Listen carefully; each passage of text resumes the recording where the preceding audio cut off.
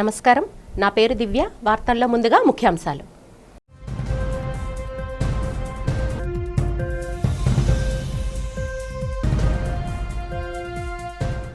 విశాఖలో Google data centre ఏర్పాటుకు ఢిల్లీ వేదికగా ఒప్పందం కుదుర్చుకున్న గూగుల్ సంస్థ సీఈఓ థామస్ కురియన్ కార్యక్రమంలో పాల్గొని ఎంఓయూ చేసిన ఏపీ సీఎం చంద్రబాబు, కేంద్ర మంత్రులు నిర్మలా సీతారామన్, అశ్విని వైష్ణవ్, మంత్రి Nara Lokesh.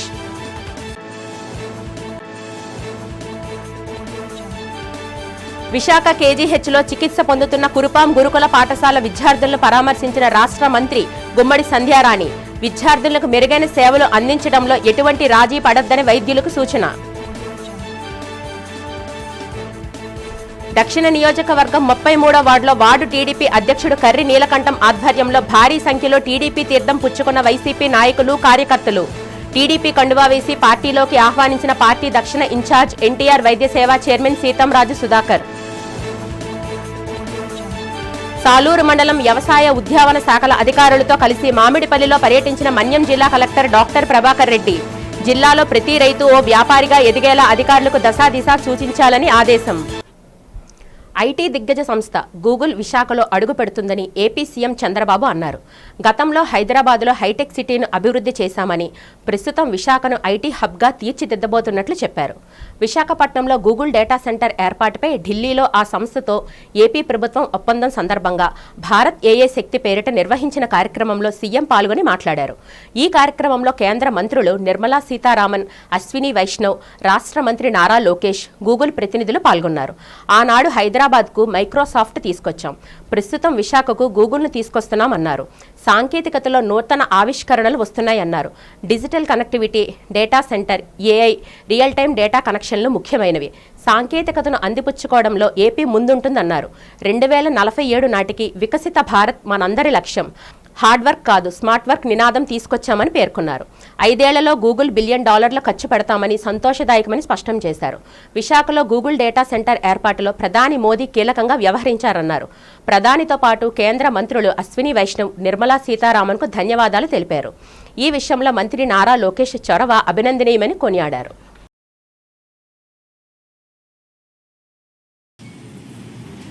Your creativity, your speed.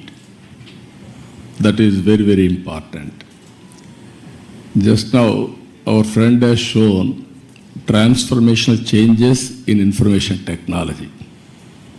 Fortunately, I was associated all these phases.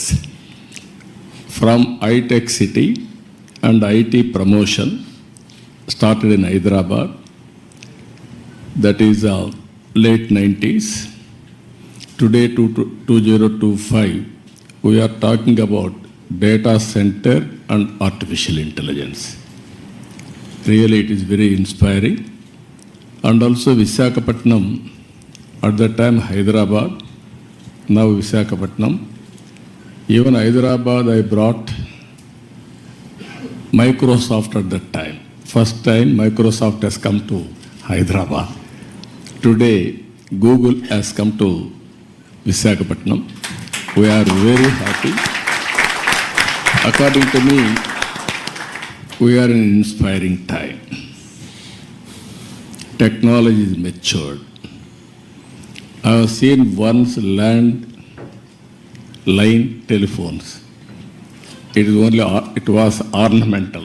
Never it worked. That is how we used to do lightning call. We used to take 1 week or 10 days or never matured. That were the days.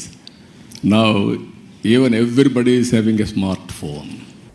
Visakha global connectivity hub మారనుందని Google Cloud global CEO Thomas Kurian అన్నారు. విశాఖ నుండి 12 దేశాలతో subs cable విధానం అనుసంధానం చేస్తామని చెప్పారు. America వెలుపల పెద్ద ఎత్తున పెట్టుబడులు పెట్టడం ఇదే తొలిసారన్నారు. విశాఖలో గూగుల్ డేటా సెంటర్ ఏర్పాటుకు ఏపీ ప్రభుత్వంతో ఒప్పందం సందర్భంగా ఢిల్లీలో నిర్వహించిన కార్యక్రమంలో థామస్ కురియన్ మాట్లాడారు. జెమినీ, ఏఐ, గూగుల్ అందించే ఇతర సేవలు ఈ డేటా సెంటర్ ద్వారా అందుతాయన్నారు. దీని ద్వారా ప్రపంచ స్థాయి ఏఐ నిపుణులు తయారేందుకు అవకాశం కలుగుతుందని, రానున్న 5 ఏళ్లలో $15 బిలియన్ మేర పెట్టుబడులకు అవకాశం ఉందని చెప్పారు. భారత్కే కాకుండా విశాఖ నుంచి వివిధ దేశాలకు కనెక్టివిటీకి ఇది దోహదపడుతుందని థామస్ కురియన్ వెల్లడించారు. One of our products and how she used it to build academic curriculum for her class. And she said, I had access to this tool. I just went on the internet and I was able to build a class for my students, which would have been very difficult for me to do before. We're seeing AI being used to answer questions when people are diagnosed with a disease. For example, they go to see a doctor, they're anxious about the diagnosis, and they may have follow-on questions. Many of them who live in rural areas may not have access to expert doctors, but now using these AI tools, they're able to get answers to questions. We've seen, for example, people కేంద్ర ప్రభుత్వ సహకారంతో ఏపీలో మరిన్ని ప్రాజెక్టులు రాబోతున్నాయని మంత్రి నారా లోకేష్ అన్నారు. విశాఖపట్నంలో 1 gigawatt hyper scale data centre ఏర్పాటుపై ఆంధ్రప్రదేశ్ ప్రభుత్వం ఢిల్లీలో గూగుల్తో చారిత్రక ఒప్పందం కుదుర్చుకున్న నేపథ్యంలో నారా లోకేష్ మాట్లాడారు. ఈ ఒప్పందంతో డిజిటల్ హబ్ దేశానికి మంచి గుర్తింపు వస్తుందన్నారు. టెక్ ప్రపంచంలో ఏపీకి నేడు చారిత్రాత్మక రోజు. డిజిటల్ ఇన్నోవేషన్, ఆర్టిఫిషియల్ ఇంటెలిజెన్స్ రంగాల్లో ఇది కొత్త అధ్యాయం అన్నారు. గ్లోబల్ టెక్ మ్యాపీ ఏపీని మరింత బలంగా నిలబెట్టే మైలురాయి అవుతుందని ఆశాభావం వ్యక్తం చేశారు. విశాఖలో గూగుల్ అడుగుపెట్టడం సంతోషదాయకం. రాష్ట్రంలో పెట్టుబడులకు కొదవే లేదన్నారు. విజనరీ నాయకుడు చంద్రబాబు నాయకత్వంలో మరిన్ని ప్రాజెక్టులు రాబోతున్నాయని లోకేష్ పేర్కొన్నారు. Lokesh, you have been leading this from the front. In fact, just to share with the audience, I think it all started when little more than a year back, you visited Google's headquarters in California, and then that was followed by, we had a meeting in Visakhapatnam probably a month after that. What's your vision now that we have announced the AI Hub? How do we take this and translate that into real impact for the people?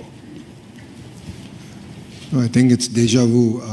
We are 1 month late, as the Honorable Chief Minister said. We agreed on completing this in 12 months. That's right. So it's going to go in my record that I'm a month late in completing this project. But, because I think it all started over a lunch. Yes. And I think it's been an exciting journey. A lot of unsung heroes. Vikas is here, Ben is here, is here, Ashish are here. A lot of work has gone in, and all of us have worked hard, and your team has been fantastic to work with. Under the visionary leadership of the Honorable Prime Minister and the Honorable Chief Minister, and under the direction of the Honorable Finance Minister, Madam Sitaraman ji, and then of course under the guidance, I always call him my big brother, guidance for me in terms of landing this project. You know, what you see is India at its best. It shows that state and the central government together can lead it from the front. You know, data is the new oil, and data centers are the new refineries. At this juncture, I believe it's not about Andhra Pradesh playing an important role in India, but India playing an important role on the global landscape. And this is what excites us. And this is why, you know, the entire leadership is aligned in terms of executing this project at this scale. And as the HRD minister, now I think all the senior ministers have given me clear guidance that we have to skill up and we have to embrace AI. We have to look at revamping our curriculum, getting our youngsters ready for the next wave of opportunities. India has been the beneficiary of the IT education in the past. We have seen the Y2K revolution transform cities like Hyderabad and Bangalore. And now we're going to see that AI revolution transforming the next wave of cities, if I may. And that's where education plays a very, very important role. And the Honorable Chief Minister has always understood it. That's why education and IT is under one minister. And the idea is to marry these two and ensure that these result in tangible outcomes in the field level. రాష్ట్ర మహిళా శిశు సంక్షేమ శాఖ మంత్రి గుమ్మడి సంధ్యారాణి కేజీహెచ్లో చికిత్స పొందుతున్న కురుపాం గురుకుల పాఠశాల విద్యార్థులను పరామర్శించారు. విద్యార్థులకు అందిస్తున్న వైద్య సేవలపై కేజీహెచ్ సూపరింటెండెంట్ను ఆరా తీశారు. ఇప్పటికే కొందరు విద్యార్థులు కోలుకొని ఆరోగ్యవంతులుగా డిశ్చార్జ్ అయ్యారని చెప్పారు. విద్యార్థులకు మెరుగైన వైద్య సేవలు అందించడంలో రాజీ పడవద్దని కేజీహెచ్ వైద్యులను ఆదేశించారు. అనంతరం మంత్రి సంధ్యారాణి మీడియాతో మాట్లాడుతూ ఇలాంటి సంఘటనలు పునరావృతం కాకుండా తమ ప్రభుత్వం గట్టి చర్యలు తీసుకుంటుందన్నారు. తమ ప్రభుత్వ హయాంలో గురుకుల పాఠశాలలు, హాస్టల్లో విద్యార్థులకు మెరుగైన వసతులను కల్పించడం జరిగిందన్నారు. మంత్రి నారా లోకేష్ విద్యారంగానికి, విద్యార్థుల సంక్షేమం, ప్రగతికి అధిక ప్రాధాన్యత ఇస్తున్నారని మంత్రి సంధ్యారాణి తెలిపారు. మంత్రి వెంట కూటమి నాయకులతో పాటు పలువురు జిల్లా ఉన్నత అధికారులు పాల్గొన్నారు.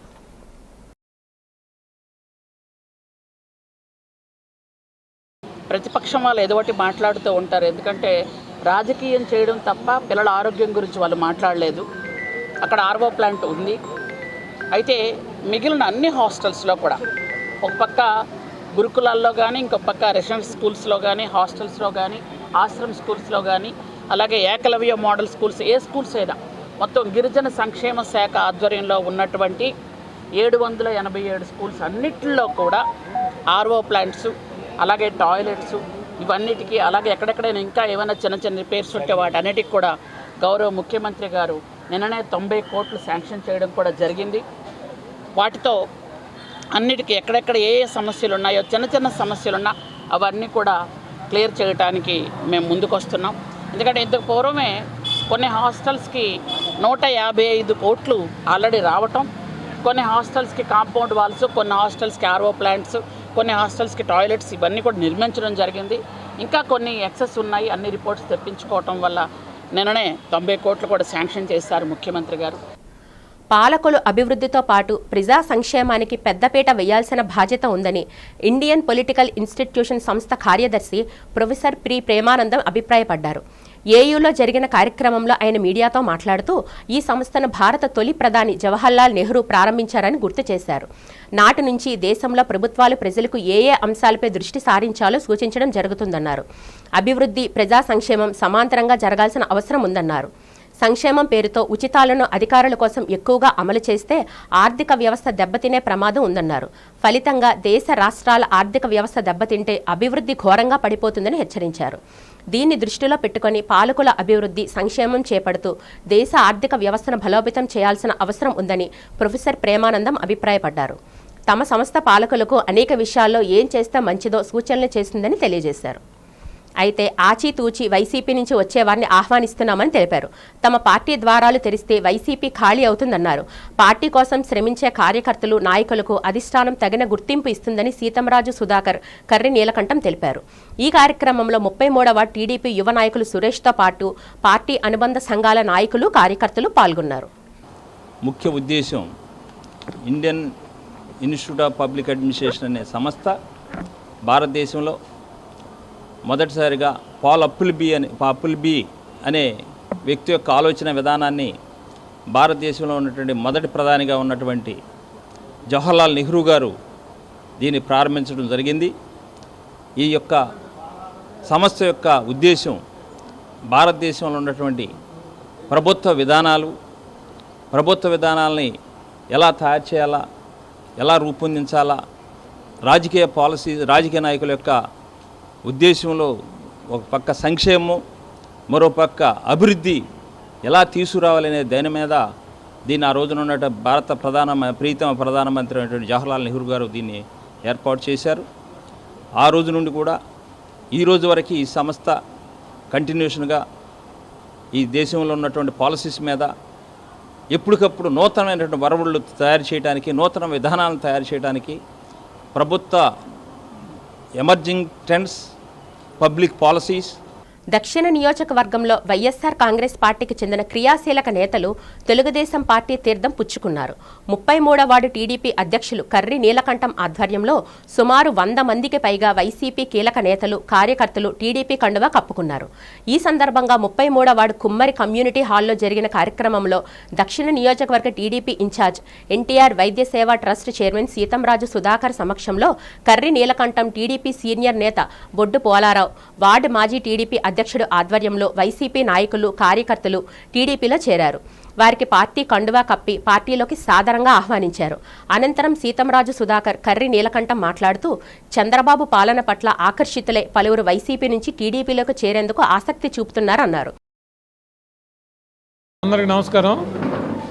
మా వార్డు సీనియర్ నాయకులు క్లస్టర్ ఇన్ఛార్జ్ సూర్యనారాయణ గారు, వార్డు ప్రెసిడెంట్ నీలకంఠం గారు, మరియు సీనియర్ నాయకులు రందిగోపి గారు, సునీత, మరి భాస్కర్ గారు, వీళ్ళందరూ ఆధ్వర్యంలో కొంతమంది ఉత్సాహవంతులు,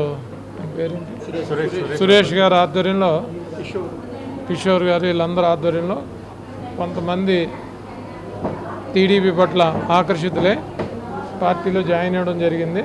ఆ జాయినింగ్ కార్యక్రమం ఇంకెందుకంటే వరుసగా ఖాళీ అయిపోద్ది. వైసీపీ కానీ ఇతర పార్టీలు, కాలం చెల్లిన పార్టీలన్నీ ఖాళీ అయిపోతాయి. ఎందుకంటే అభివృద్ధి, సంక్షేమం, రైలు పట్టాలను నడిపించే నాయకత్వం ఎన్డీఏ ప్రభుత్వం, తెలుగుదేశం లీడింగ్లో నాయకత్వంలో నడుస్తుంది. కాబట్టి ప్రజలందరూ కూడా సంతోషంగా ఉన్నారు, మా పార్టీ పట్ల ఆకర్షితులై ఉన్నారు. కాబట్టి ఈ తాలూకా వాళ్ళు ఉత్సాహం చూపిస్తున్నారు. ఇదే ఉత్సాహం కొనసాగుతూ లోకల్ బాడీ ఎలక్షన్లు కానీ, జనరల్ ఎలక్షన్ కానీ తెలుగుదేశం పార్టీ మొన్న ఫలితాలే రిపీట్ అయ్యే విధంగా కొనసాగుతుందని మీ అందరూ విజ్ఞప్తి చేస్తూ ఇంత మంచి అవకాశాన్ని మీకు ఇచ్చిన వార్డు పెద్దలందరూ కూడా ధన్యవాదాలు. నమస్కారం. పేరు నీలకంఠ, 33వ వార్డు ప్రెసిడెంట్. ఈరోజు వైసీపీ నాయకుల నుంచి కొంతమంది జాయినింగ్ వచ్చారు. వాళ్ళకి సీతంరాజు సుధాకర్ గారి సలహా మేరకు ఈరోజు ప్రోగ్రాం కండక్ట్ జరిగింది. అలాగే ఈరోజు నుంచి ప్రతి సీనియర్ నాయకులందరినీ సార్ సలహా మేరకు ప్రతి ఇంటికి వెళ్ళి వాళ్ళని కలిసి వాళ్ళతో పాటు వాళ్ళ సలహాలు స్వీకరించి వాళ్ళతో పాటు ముందడుగు వేస్తాం. మేము ఈరోజు నుంచి ఇది తొలడుగు అనుకుంటున్నాం. ఏదైనా ఇది ఈరోజు మొదటి స్టెప్ అనుకొని ఏదైనా తెలిసి తెలియకైనా తప్పులున్నా సరే దాన్ని సీనియర్ నాయకులందరూ మన్నించాలని, అదేవిధంగా నాయకులందరూ కలిసికట్టుగా మాతోటి ముందుకు రావాలని కోరుకుంటున్నానండి. గత 5 నెలల కాలంలో గుంటూరు తులకపాలెంలో కల్తీ తాగునీటితో జరిగిన మిస్టరీ వ్యాధి మృతుల కుటుంబాలకు నష్టపరిహారం చెల్లింపులో ప్రభుత్వం వివక్ష చూపించిందని, తిరుపతి తొక్కిసలాట మృతులకు 25 లక్షలు చెల్లించి తురకపాలెం మృతులకు కేవలం 5 లక్షలే చెల్లించడం ధర్మం కాదని విదసం ఐక్యవేదిక రాష్ట్ర convener doctor Busi Venkatarao demand చేశారు. తుర్కపాలెం మిస్టరీ మృతుల కుటుంబాలకు ప్రభుత్వం చెల్లించిన నష్టపరిహారంపై తీవ్ర ఆక్షేపాన్ని, అభ్యంతరాన్ని వ్యక్తం చేస్తూ విశాఖ అంబేద్కర్ భవన్లో విదసం ఐక్యవేదిక మీడియా సమావేశం నిర్వహించింది. ఈ సందర్భంగా వెంకట్రావు మాట్లాడుతూ తురకపాలెం మృతులకు నిన్న ప్రత్తిపాడు ఎమ్మెల్యే బి ఆంజనేయులు కేంద్ర సహాయ మంత్రి పెమ్మసాని చేతుల మీదుగా 5 లక్షల చెక్కులు పంపిణీ చేశారని, ప్రభుత్వ నిర్లక్ష్యం వల్ల జరిగిన మరణాలకు కేవలం 5 లక్షలు మాత్రమే చెల్లించి బాధ్యత నుంచి తప్పించుకోవాలని చూస్తే ఊరుకునేది లేదని హెచ్చరించారు. గత నెల 14న విదసం ప్రతినిధులు తురకపాలెం సందర్శించి బాధితులను కలెక్టర్ వద్దకు తీసుకువెళ్లి నష్టపరిహారంపై ప్రభుత్వ బాధ్యతను మేము గుర్తు చేశామన్నారు. ఇదే విషయాన్ని జాతీయ SP commissioner member Ramachandra, director Sunil కుమార్కు చేసిన ఫిర్యాదుపై కమిషనర్ వారు కలెక్టర్కు వివరాలు కోరడంతో ప్రభుత్వం కంగారుపడి మొక్కుబడిగా నిన్న 5 లక్షల రూపాయలు చెల్లించి చేతులు దులిపేసుకుందని విమర్శించారు. ఇటీవల తిరుపతి తొక్కిసలాట మృతుల కుటుంబాలకు 25 లక్షలు, అన్నమయ్య జిల్లాలో ఏనుగుల దాడి మృతులకు 10 లక్షలు చెల్లించి ప్రభుత్వం తురకపాలెం దళితులకు 5 లక్షలే చెల్లించడం వివక్ష కాదా అని ప్రశ్నించారు. ఈ మరణాలు సంభవించినప్పుడు మొదటి 3 మరణాలకే మేలుకోవలసినటువంటి ప్రభుత్వం 40వ మరణం తర్వాత తెలివొచ్చి ఊళ్ళో మెడికల్ క్యాంపులు, భోజనం ప్యాకెట్లు పంచడంతో హడావిడి చేసింది తప్ప చనిపోయిన కుటుంబాలని ఆదుకోవాలనేటువంటి స్పృహ ప్రభుత్వానికి రాలేదు. ఈ నేపథ్యంలో విదసం ఐక్యవేదిక ఇక్కడ నుండి గుంటూరు తురకపాలెం వెళ్ళి ఇంటింటికి సర్వే చేసి బాధ్యతలను తీసుకుని కలెక్టర్ గారి దగ్గరికి వెళ్ళి వీరికి 25 లక్షల రూపాయలు నష్టపరిహారం ఇచ్చి ఆదుకోవాలని చెప్పి ప్రభుత్వం నోటీసుకి తీసుకెళ్లడంతో పాటుగా అదే విషయాన్ని జాతీయ ఎస్సీ కమిషన్ వారికి నివేదించడం జరిగింది. మొన్న 7వ తేదీన జాతీయ ఎస్సీ కమిషన్ వారు ఒక నోటీసుని కలెక్టర్ గారికి పంపించిన తర్వాత ప్రభుత్వంలో చలనం వచ్చి ఎస్సీ కమిషన్కి సమాధానం చెప్పాలనే ఉద్దేశంతో కంగారుగా ఒక 5 లక్షల రూపాయలు నష్టపరిహారం ప్రకటించి ఎమ్మెల్యే గారు, కేంద్ర మంత్రి గారు అక్కడ పండగ చేసుకున్నారు. ఇది చాలా అవమానకరమని నేను ప్రకటిస్తూ ఉన్నాను. ఏవిఎన్ కాలేజ్ డౌన్ కోడిపందాల వేది శ్రీ మరిడిమాంబ అమ్మవారి మహోత్సవాలు అంగరంగ వైభవంగా నిర్వహించనున్నట్లు ఆలయ కమిటీ కోశాధికారి సింహాద్రి ప్రసాద్ తెలిపారు. ఈ సందర్భంగా సోమవారం రాత్రి అమ్మవారి పెద్ద జెండా పండుగ అత్యంత వైభవంగా నిర్వహించారు. ఈ కార్యక్రమానికి ముఖ్య అతిథిగా గోగుల రామారావు పాల్గొని అమ్మవారికి ప్రత్యేక పూజలు నిర్వహించారు. ఈ సందర్భంగా ముఖ్య అతిథి గోగుల రామారావు సింహాద్రి ప్రసాద్ మీడియాతో మాట్లాడారు. ఏవిఎన్ కాలేజ్ రోడ్లో గల కోడిపందాల వీధిలో వెలిసిన శ్రీ మరిడిమాంబ అమ్మవారి మహోత్సవాలు 4 రోజులు పైగా నిర్వహిస్తామన్నారు. సెప్టెంబర్ 29న ప్రారంభమైన మహోత్సవం నవంబర్ 4వ తేదీన అమ్మవారికి అణుపు మహోత్సవంతో ముగుస్తుందన్నారు. శాంతి హోమం, అగ్నిగొండడం తొక్కడం, దీపారాధన, పంచామృత అభిషేకాలు, కుంకుమ ఆర్చనలు, గంగా జలాల అభిషేకాన్ని తదితరుల పూజా కార్యక్రమాలు అమ్మవారికి నిర్వహిస్తామన్నారు. ఈ పూజల్లో భక్తులు పాల్గొనవచ్చునని సింహాద్రి ప్రసాద్, గోగుల రామారావులు తెలిపారు. 13 గ్రామాల ప్రజల ఇల్వేలుపు అయిన శ్రీ మరిడిమాంబ ఉత్సవాలు విజయవంతం అయ్యేందుకు సహకరిస్తున్న అందరికీ కృతజ్ఞతలు తెలిపారు. ప్రతిరోజు అన్నదాన కార్యక్రమం నిర్వహిస్తామని వెల్లడించారు. ఈ కార్యక్రమంలో అధ్యక్షుడు బేరి సారంగపాణి, ఉపాధ్యక్షుడు మాది వీరేష్, కార్యదర్శి B Chandrarao, good boys welfare association ప్రతినిధులు, శ్రీ చైతన్య భారతి మరిడిమాంబ మాల కుల సంక్షేమ సంఘం నాయకులు పాల్గొన్నారు. నా పేరు గోగుల రామారావు అండి. ఈ కోడిబండాల వీధి మరిడిమాంబ అమ్మవారి ఉత్సవాలు ప్రతి 3 సంవత్సరాలకు ఒకసారి జరుగుతాయి. ఎంతో ఘనంగా జరుగుతాయి. అలాగే అది నాకు చాలా ఆనందకరమైన విషయం. నా సాయశక్తులను సహకరిస్తాను. అలాగే ఈ పండగలోని ఈ గ్రామస్తులందరికీ అమ్మవారి కటాక్షం కలగాలని, సుఖ సంతోషాలతో వర్ధిల్లాలని కోరుకుంటూ సెలవు తీసుకుంటున్నాను. శ్రీ మరిడిమాంబ అమ్మవారు కోడిపందాల వీధి, శ్రీ మరిడిమాంబ అమ్మవారు కోడిపందాల వీధిని అమ్మవారు గ్రామదేవత. మా కోడిపందాల వాస్తువులందరూ కూడా ప్రతి ఒక్కరు 3 సంవత్సరాలకి వస్తుంది అమ్మవారి పండగ. 3 సంవత్సరాలకు కూడా మేము ప్రోగ్రామ్స్ కంటే అమ్మవారి కార్యక్రమాలు ఎక్కువగా చేస్తాం. అలాగే నిత్య అన్నదానం ఎప్పుడు కూడా నిత్య అన్నదానం పెడతాం. చంద్రశేఖర్, నేను మధురవాడ నుంచి వస్తూ ఉంటాను. ఇది ప్రతి సంవత్సరం నేను వస్తూ ఉంటాను. యాక్చువల్గాను ఇది 45 రోజులు పండుగ జరుగుతూ ఉంటుంది. చాలా ఘనంగా జరుగుతుంది. ఇది ఒక కన్నుల వైభవంగా జరుగుతుంది. ఇక్కడ ఏంటి ప్రసిద్ధి ఏంటంటే ఆ తల్లి ఎంతోమంది ఎన్నో బాధలతో వస్తూ ఉంటారు. ఆ బాధలన్నీ ఆ తల్లి నెరవేరుస్తూ ఉంటుంది. ఈ నెల 16 నుంచి 19 వరకు the great Vizag shopping festival పేరిట బచ్చత్ ఉత్సవ్ నిర్వహిస్తున్నామని విశాఖ జిల్లా కలెక్టర్ డాక్టర్ హరీంద్ర ప్రసాద్ తెలిపారు. ఈ సందర్భంగా కలెక్టర్ సమావేశ మందిరంలో ఏర్పాటు చేసిన సమావేశంలో పాల్గొని కార్యక్రమం పోస్టర్లు ఆవిష్కరించారు. అనంతరం ఆయన మాట్లాడుతూ ఈ ఫెస్టివల్లో మొత్తం 60 స్టాళ్లు ఏర్పాటు చేస్తున్నామన్నారు. వాణిజ్య పన్నులు, పర్యాటక, రవాణా, ఇతర ప్రభుత్వ సంస్థలు అన్నీ కలిసి ఈజీఎస్టీ ఉత్సవ్ నిర్వహిస్తున్నామని పేర్కొన్నారు. సూపర్ జీఎస్టీ, సూపర్ సేవింగ్ రాష్ట్ర ప్రభుత్వ నినాదంతో ఈ కార్యక్రమం చేస్తున్నామని, షోరూమ్స్లో కంటే తక్కువగా ధరకు ఈ వేడుకలో వస్తువులు ఉంటాయని చెప్పారు. ఈ రోజు ఒక ప్రత్యేకమైన రోజుని గూగుల్ సంస్థ విశాఖలో ఏర్పాటు చేయడానికి ఈ రోజు ఒప్పందం జరిగిందన్నారు. రానున్న రోజుల్లో విశాఖ రూపురేఖలు మారిపోతాయని, 80,000 కోట్లతో గూగుల్ కార్యకలాపాలు మొదలు పెడుతుందని పేర్కొన్నారు. గూగుల్ రాకతో ఆ ప్రాంతంలో మరిన్ని సంస్థలు వస్తాయన్నారు. విశాఖ నుంచి కాకినాడ వరకు విశాఖ గ్రేటర్ ఎకానమిక్ జోన్ ఏర్పాటు చేస్తున్నట్లు పేర్కొన్నారు. విశాఖతో పాటు అన్ని ప్రాంతాల్లో పారిశ్రామిక అభివృద్ధి అవుతాయని వెల్లడించారు. ముఖ్యమంత్రి మరియు మన ఐటీ మినిస్టర్ శ్రీ నారా లోకేష్ వారిలో ఒక చొరవ మేరకు ఈరోజు ఒక మంచి వార్త విశాఖ జిల్లాకి రాబోయే రోజుల్లో ఒక పెను మార్పు రాబోయే ఒక పరిణామం మనం చూస్తున్నాము. ఈరోజు గూగుల్ డేటా సెంటర్ మన విశాఖ నగరంలో నిర్మాణించబోతున్నారనే అనౌన్స్మెంట్ చేయడం జరిగింది. దాదాపు 80,000 కోట్ల పైన పెట్టుబడితో ఈ డేటా సెంటర్స్ రావడం, ఏ విధంగా హైదరాబాద్లో మైక్రోసాఫ్ట్ రావడం, దానివల్ల హైదరాబాద్ ఒక రూపురేఖ మారిందో, నేను కూడా ఈ గూగుల్ ఇన్వెస్ట్మెంట్ అనేది అలాంటి మార్పు వస్తుంది అనేది గట్టిగా నమ్ముతున్నాను.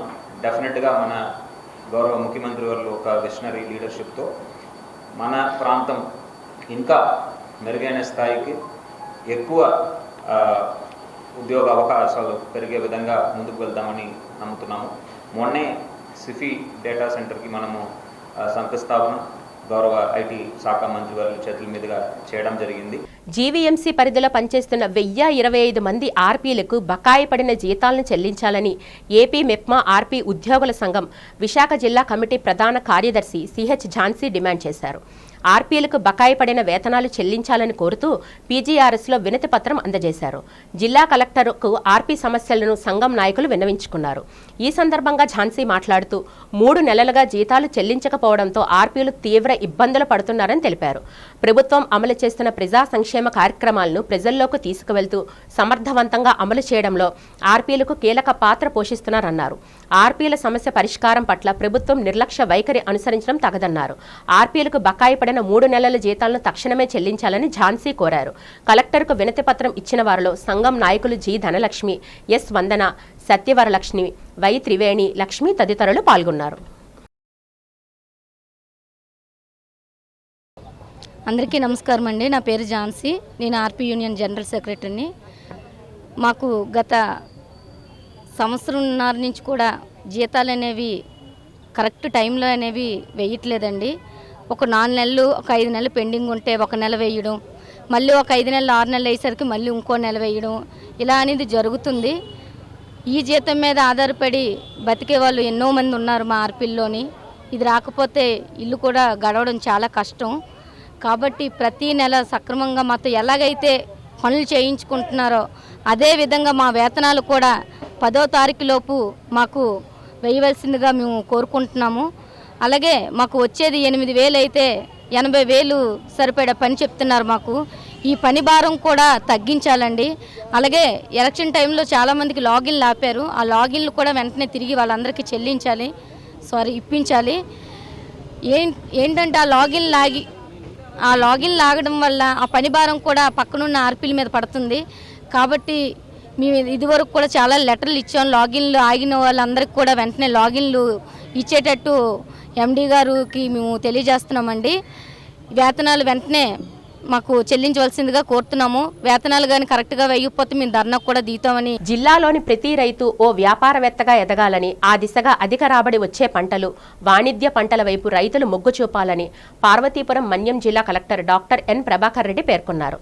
అంతర పంటలు వేయడం, ఖాళీగా ఉండే పొలం గట్ల మీద ఆకుకూరలు, పూల మొక్కలు పంటలను సాగు చేయడం ద్వారా అధిక ఆదాయం పొందవచ్చని సూచించారు.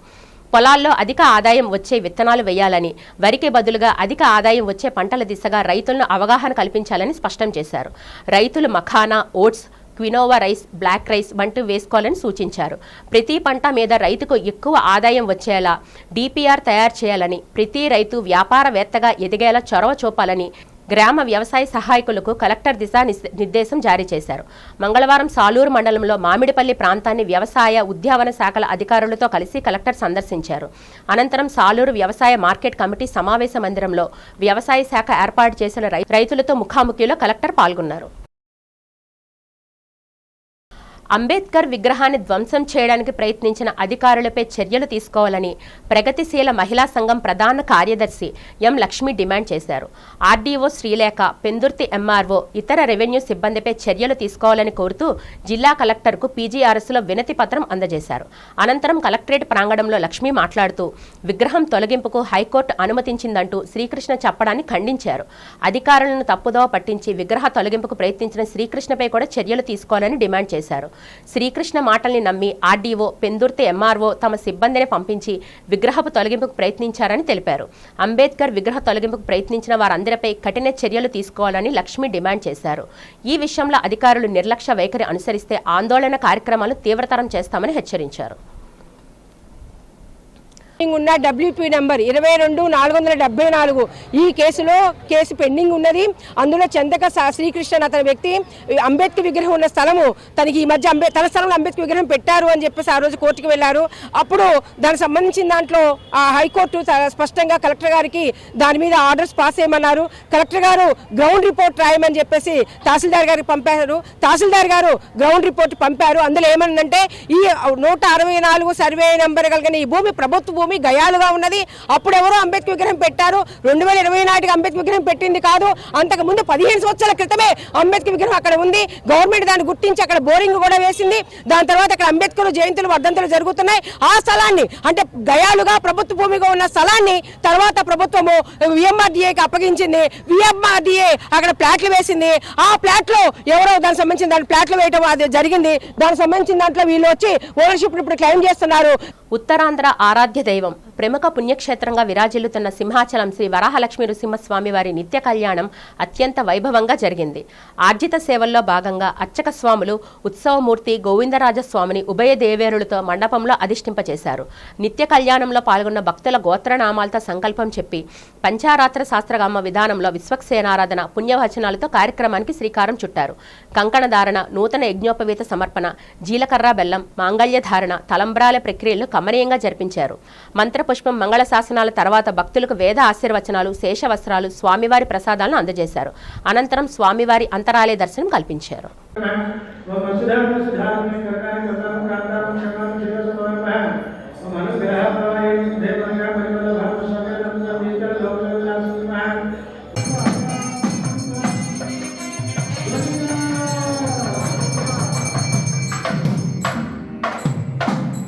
వార్తలు ముగించే ముందు ముఖ్యాంశాలు మరొకసారి చూద్దాం.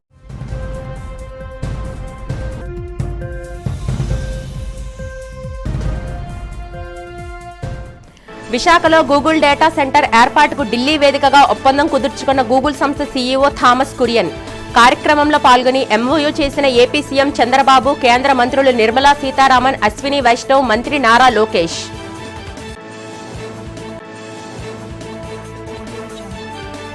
విశాఖ కేజీహెచ్లో చికిత్స పొందుతున్న కురుపాం గురుకుల పాఠశాల విద్యార్థులను పరామర్శించిన రాష్ట్ర మంత్రి గుమ్మడి సంధ్యారాణి. విద్యార్థులకు మెరుగైన సేవలు అందించడంలో ఎటువంటి రాజీ పడొద్దని వైద్యులకు సూచన. దక్షిణ నియోజకవర్గం 33వ వార్డులో వార్డు టీడీపీ అధ్యక్షుడు కర్రి నీలకంఠం ఆధ్వర్యంలో భారీ సంఖ్యలో టీడీపీ తీర్థం పుచ్చుకున్న వైసీపీ నాయకులు, కార్యకర్తలు. టీడీపీ కండువా వేసి పార్టీలోకి ఆహ్వానించిన పార్టీ దక్షిణ ఇన్ఛార్జ్ ఎన్టీఆర్ వైద్య సేవా చైర్మన్ సీతంరాజు సుధాకర్. సాలూరు మండలం వ్యవసాయ ఉద్యావన శాఖల అధికారులతో కలిసి మామిడిపల్లిలో పర్యటించిన మన్యం జిల్లా కలెక్టర్ డాక్టర్ ప్రభాకర్ రెడ్డి. జిల్లాలో ప్రతి రైతు ఓ వ్యాపారిగా ఎదిగేలా అధికారులకు దశాదిశ సూచించాలని ఆదేశం. ఈ వార్తలు ఇంతటితో సమాప్తం. నమస్కారం.